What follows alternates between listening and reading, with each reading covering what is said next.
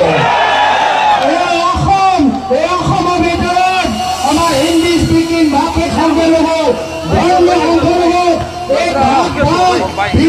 কৰিব নোৱাৰিব। যিদৰে তেওঁলোকে আমাক সকলোৱে একত্ৰিত কৰি ৰাখিলে পৰৱৰ্তী দিনত কংগ্ৰেছ চৰকাৰ আহিব। এইবাৰ জয় হ'ব।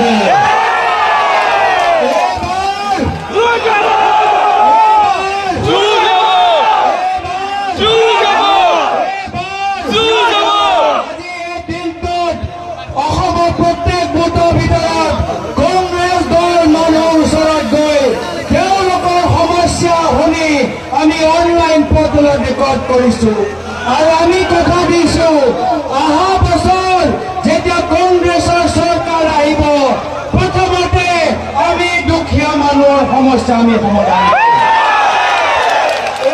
কংগ্ৰেছ দলৰ পৰিচয়।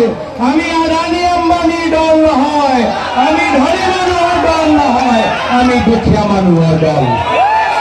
আমি দুখীয়া মানুহৰ দল আৰু দুখীয়া মানুহৰ বাবে আজি কংগ্ৰেছ দল যুঁজিব। আজি দুখীয়া মানুহে কি বিচাৰে? আত্মসন্মান বিচাৰে, শান্তি বিচাৰে, ভূমি অধিকাৰ বিচাৰে। কিন্তু হিমন্ত বিশ্ব শৰ্মা ডাঙৰীয়া কি কৰিছে? আজি ভূমিপট্টা দিছে, তেতিয়া দিছে মাত্ৰ মামা মামী আদানী আৰু আম্বানী।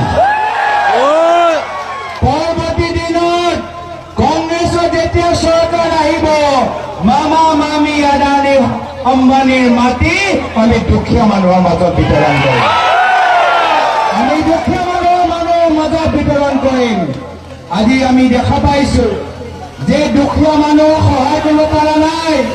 হিমন্ত বিশ্ব শৰ্মা ডাঙৰীয়া এতিয়া নিজে কৰড়পতি মুখ্যমন্ত্ৰী হৈ গৈছে আৰু সেইকাৰণে ৰাহুল গান্ধী ডাঙৰীয়া কেতিয়াবা প্ৰশ্ন কৰে যে যি অসমত ইমান নিবনুৱা সমস্যা, যি অসমত ইমান মূল্যবৃদ্ধি সমস্যা, যি অসমত চৰকাৰ ইমান ধাৰুৱা হৈ আছে, সেই অসমত মুখ্যমন্ত্ৰী হিমন্ত বিশ্ব শৰ্মা ডাঙৰীয়া কৰড়পতি মুখ্যমন্ত্ৰী কেনেকে হৈ গ'ল তাৰ উত্তৰ আমাক লাগিব।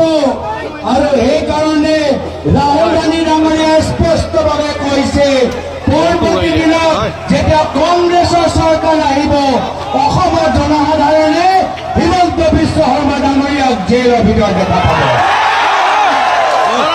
এয়া মূল কথা নহয়, এয়া মাত্ৰ ৰাহুল ডাঙৰীয়াৰ কথা নহয়, এয়া কথা হৈছে সাধাৰণ অসমীয়া মানুহৰ কথা, যি আজি তাৰিখত হিমন্ত বিশ্ব শৰ্মা ডাঙৰীয়া অত্যাচাৰ সহ্য কৰি আছে। সেই দুখীয়া মানুহৰ আজি এই দাবী, যি দুখীয়া মানুহৰ ঘৰ আজি হিমন্ত বিশ্ব শৰ্মা ডাঙৰীয়া উচ্ছেদ কৰিছে।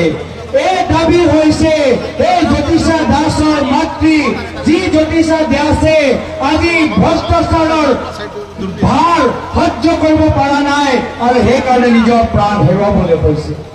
আজি অসমৰ ভিতৰত আমি দেখা পাইছো আজি PWD বিভাগ, এই PWD বিভাগ কাৰ হাতত আছে? এই PWD বিভাগৰ দায়িত্ব আজি হিমন্ত বিশ্ব শৰ্মা ডাঙৰীয়াৰ ওচৰত আছে। ভয় আৰু চিন্তা